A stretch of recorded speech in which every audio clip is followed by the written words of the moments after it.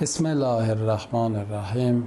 Elhamdülillahi Rabbil alemin. Ve salatu ve selamu ala seyyidina ve nebiyyina ve tabibi kulubina ve şefii zunubina Ebil Qasim Muhammed ve ala alihi letyebine le-emcedine l-mutahharin.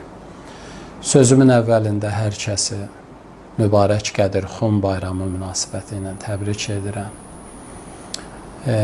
Və məhz elə Qədirxum mövzusunda və Qədirxum mahiyyəti barəsində danışmaq istəyirik. Qədirxum nədir? Təbii ki, indiyəcən müxtəlif üslublarda və müxtəlif formalarda bu sual cavablandırılıb. Bugün isə məsələnin mahiyyətinə başqa bir prizmadan yanaşmaq istəyirik. Təbii ki, Qədirxum Şiə ilə Sünninin ayrılıq nöqtəsidir və bu ayrılıq fəqət fiqhi məsələləri, məsələn, dəstəmaz necə olmalıdır, namazda əli bağlı mı qılınmalıdır, əli açıq mı qılınmalıdır, mühürlü mü qılınmalıdır, ya mühürsüz. Bəzən fərqliliklər insanlar elə bilir Sünni ilə Şiənin fərqliliyi bundan ibarətdir və istəyirlər buraların araşdırarlar. Amma məsələnin həqiqəti bundan çox-çox böyük yerlərə qayıdır. Onlar da əlbəttə fərqlilik olaraq mövcuddur. Amma təbii ki, insanlar ideoloji cəhətdən ayrılıq yaranandan sonra və bu yaranan fasilə get-gedə çoxaldıqca mənhəc və fiqhi məsələlərdə ayrılıq bəzən təbii, bəzən də zəruri olur. Amma mahiyyətcə bu iki İslam dünyasına mənsub olan bu iki ailəni ayıran ideoloji baxışlardır. Birbaşa tohidə baxışdan bunlar ayrılır. Əlbəttə Sünninin də, Şiənin də bir-biri ilə ortaq baxışları çoxdur. Amma ayrılıq nöqtələri də var. Məsələn, ortaq baxışlarından Şiə də, Sünni də bu qənaətdədir ki, mütəal Allah varlığın mütləq malikidir. Malikiyyət Allaha məxsusdur. Allah hər bir şeyin, varlığın hər bir şeyinin malikidir. Çün malikiyyətin 4 dənə rükni, əsası var. Biri yaratmaq, ikincisi yaşatmaq, üçüncüsü qorumaq, dördüncüsü məhv etmək. Varlıqda bütün aləm üzərində bu 4 dənə şey yalnız mütəal Allah qadirdir. Bu yüzdən varlığın mütləq maliki Allahdır. Allahdır ki, mülkiyyətin, yerin, göyün, varlıqda olan hər bir şeyin sahibidir. Əgər hər bir şey Allahın mülküdürsə, malikin mülkiyyəti üzərində hüququ onun doğal hüququdur, təbii hüququdur, onun haqqıdır. Sünni də, Şiə də bu qənaətdədir ki, varlığın malikiyyəti Allahla olduğu kimi, hakimiyyəti də Allahla olmalıdır. Amma Allahın hakimiyyəti məsələsinə gələndə biraz baxışlar burada dəyişilir. Və bu dəyişkən baxış Allahın hakimiyyət məsələsindədir ki, məhz bu iki məzhəbi bir-birindən ayırır. Bu mənada ki, Sünni də, Şiə də bu qənaətdədir ki, varlığın hakimiyyəti, hökmranlığı Allaha məxsusdur. Varlıq üçün, yaratdığı hər bir şey üçün yaşam qanunu Allah təyin eləməlidir. Buracan müştərək yerdir. Amma bir nöqtəyə çatanda bunların ayrılıq yeridir. O da bundan ibarətdir. Məsələn, əhl-i sünnət bu qənaətdədirlər ki, idarə etmə yalnız Allah qanununun əsasında formalaşmalıdır. Buna dini ədəbiyyatda təşri haqqı, təşri hüququ deyilir. Yəni, Allahdır ki, qanunları təyin edir. Allahın imzası olmayan, Allahın tərəfindən nəzərdə tutulmayan hər bir qanunu Şiə də, Sünni də tağut hesablayır və məqbul saymır. Amma əhl-i sünnət bura qədər, yəni bütün qanunlar Allah tərəfindən təyin olunmalıdır. Amma Şiənin baxışı bu məsələdə bir addım daha öndədir. Onlar deyirlər, necə? Bütün qanunları Allah təyin eləməlidir. Allahın təyin etmədiyi, dolayısıyla desək, imzası olmayan heç bir qanun qanuniləşmir. Eləcə də icraatında da, qanunun icrasında da Allahın imzası ilə icraatçılıq hüququ əldə etməyən heç bir fərddə qanuniləşmir. Yəni bu anlamda, baxın, Sünni də, Şiə də bu düşüncəni Quran ədəbiyyatına uyğun və zəruri hesablayırlar ki, Allahın hər zaman, hər yerdə və hər bir şeyin üzərində hökmranlıq hüququ var. Bunu nəzəriyyə olaraq Əhl-i Sünnət də qəbul edir, Şiələr də qəbul edir. Amma bunu elə ki, əməli müstəvaya gətirirlər. Əməli müstəvidə Əhl-i Sünnət bu məsələdə ləngimədədir. Bu anlamda ki, onlar deyirlər, əgər qanunu Allah təyin edibsə və Allahın imzası onun altında varsa, artıq bu qanun qanuniləşdi.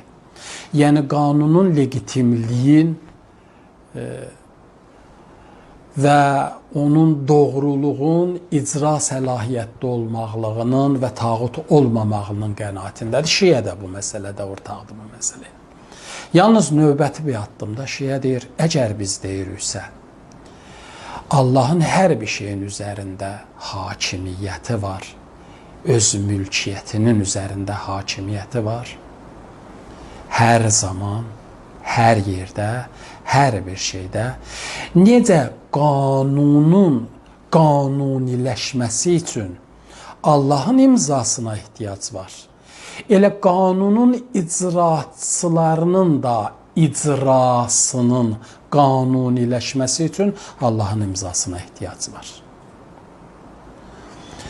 Bu anlamda ki, əgər Peyğəmbərdən sonranı nəzərdə tutarıqsa, Əhl-i Sünnətin nəzərinə görə sevimli Peyğəmbərimiz dünyadan gedəndən sonra onlar bunu məqbul hesablayırlar ki, Allahın kitabı üçün aramızdadır, insanların tərəfindən, müsəlmanların tərəfindən hər hansı bir insan Quran standartlarına uyğun seçim yolu ilə, yəni Quranın dediyi kimi təqvalı insan ola, icraatçı insan ola, bu qəbil şeyləri seçim yolu ilə müsəlmanlar eləyə bilərlər, özlərinə rəhbər təyin eləyərlər və rəhbər Qurandakı ümumi sxemə uyğun olaraq gələ idarə etməni əlinə alır. Bunu Əhl-i Sünnət məqbul hesablayırlar. Amma Şiə burada bir tohidə baxışda bir nöqsan müşahidə edir. O da bundan ibarətdir. Deyirik, necə qanunun qanuniləşməsi üçün orada Allahın imzası olmalıdır. Yaxşı, bu məsələdə ki, cəmiyyət arasında idarə etmə, icraat sisteminin özünün rəsmiləşməsi üçün, özünün qanuniləşməsi üçün də Allahın imzasına ehtiyac var. Əgər deyiriksə, Allah hər bir yerdə, hər bir şeydə, hər zaman mövqe ortalığa qoymalıdır və Allah bəndəsi məhz Allahın mövqeyin yerinə yetirməlidir. Əks təqdirdə tağut nəzəriyyəsinə düçar olmuş olur. Yaxşı, onda belə bir sual yaranır. Bu rəhbərliyin özünün rəsmiləşməsi, qanuniləşməsi kimin tərəfindəndir? Desək, əgər müsəlman cəmiyyət bunu yığışır, rəhbər kimi təyin edir. Onda deyirik, ortada bir dənə məsələ vardır ki, o məsələnin qanuniləşməsi Allah tərəfindən yox, xalq tərəfindən həyata keçirilib. Bəs əgər xalq tərəfindən həyata keçirilibsə, rəsmiyyət, idarə etmə hüququ xalq tərəfindən bir fərdə bağışlanılıbsa, onda biz bir dənə mövzu ilə üzbəyüzük ki, orada Allahın mövqeyi ortada yoxdur. Bu isə birbaşa Allahın hökmranlıq, hakimlik hüququna təcavüzdür. Axı biz bu nəzəriyyəni qəbul eləmişdik ki, Allah bəndəsi hər zaman, hər yerdə və hər bir şeydə Allahın varlığı və onun imzasını əldə etməlidir.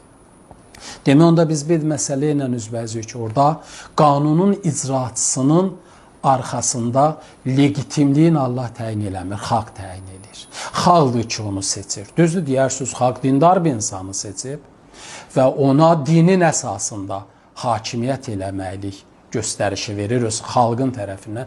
Deyirik, bu dünyanın bugünkü raic demokratik qurğu sisteminə bənzər bir sistemdir. Burada insan, necə ki, insanlar yığışırlar, bir nəfərə səs verirlər. Sonra, məsələn, Mərkəzi Seçki Komitəsi gəlir, xalqın tərəfindən o insana, indi prezidentdir, hər kəsdə, o insana hakimiyyət hüququ bağışlayır. Bu hüququn mədəni, hüququn, bu haqqı ona verən mərkəz xalqın elə özüdür. Bu olur xalqın müqəddəratındarı olur. Bu olur xalqın hakimiyyəti ki, günümüzdə buna demokratik sistem deyilir. Amma burada Allahın rəyi ortada yoxdur. Şiə bu əqidədədir ki, o nəzəriyyə ki, biz öndə qəbul eləmişik ki, Allah bəndəsi Allahın hakimiyyətinə tabi olmalıdır. Allahın hakimiyyəti də budur ki, hər bir şeyin legitimliyi üçün hər zaman, hər yerdə və hər bir məsələdə Allahın imzasını orada görməliyik.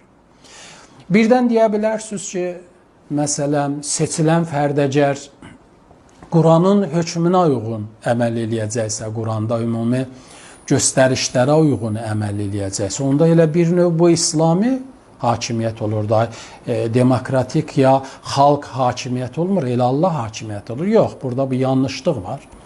Səbəbi bundan ibarətdir ki, bu hakimiyyəti 3 formada nəzərdə almaq olar. Biri budur deyəcək, dini hakimiyyət. İkincisi, əvvəl mən bu dini hakimiyyəti izah edeyim. Dini hakimiyyət ona deyilir ki, həm qanun orada dinin əsasındadır, həm qanunun icraçısının qanunluğu Allah tərəfindən təsbit olunub. Hakimiyyət hüququnu Allah verir. Buna Quran ədəbiyyatında deyilir dini hakimiyyət. Bir də qeyri-dini hakimiyyət var. Qeyri-dini hakimiyyət budur ki, məsələn, Allah təsdiqləmədiyi, yalnız Allahın qanunları çərçivəsində və ona uyğun tərzdə idarə etmə. Bu dini hakimiyyət hesablanmır. Bu qeyri-dini hakimiyyət hesablanır. Birdən zehninizə gələr, bəs Qurana uyğun olmayan hakimiyyətlər onda hansı anlamda məna olunacaq? Onlar da ziddi dini hakimiyyət kimi məna olunmalıdır. Quran ədəbiyyatında baxış bundan ibarətdir. Yəni, əgər biz Allah bəndəsi olaraq, əgər istəsək Allahın bəndəsi, Allahın hüquqlarına təcavüz etməmə şərti ilə yaşayasa, onda bu nəzəriyyəni həmişə öz həyatına hakim tutmalıdır ki, Allahın hakimiyyəti hər zaman, hər yerdə və hər bir məsələdə öz əksini tapmalıdır. Əhli sünnətlə, əhli şiyənin fərqi qədirxumda burada ayrılır. Şiyələrin inancına görə, əgər Allahın imzasını biz əldə etmək istəyiriksə, icraçının arxasında, orada gərək Peyğəmbər tərəfindən bu təsdiqin tapa.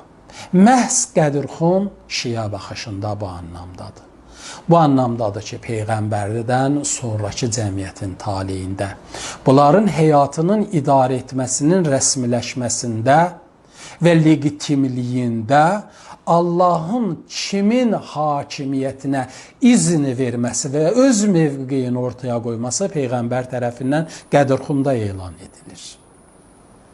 Və bu əqidədə və bu tohidə baxış və Allahın hər zaman, hər yerdə, hər bir məsələdə hakimiyyəti öz təsdiqini tapır və bir növ Allahın şiə inancında olan 12 imamçı şiələrin rəhbərliyi tərzi məhz bu sxemlə qədirxumda əsası qoyulur.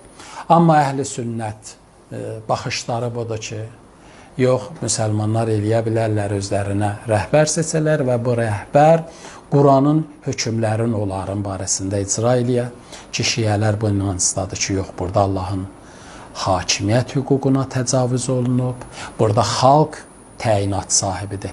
Amma şəriətimizdə necə qanunu Allah özü təyin eləməlidir, elə qanunun icrasını da Allah təmin eləməlidir və təyin eləməlidir. Əks təqdirdə Allahın mövqeyi, rolu olmayan bir məsələ ilə üzbəüz olmuş oluruq ki, bu da tohid və müvəhhid baxışına, ideologiyasına sığmayan və zidd olan bir düşüncədir.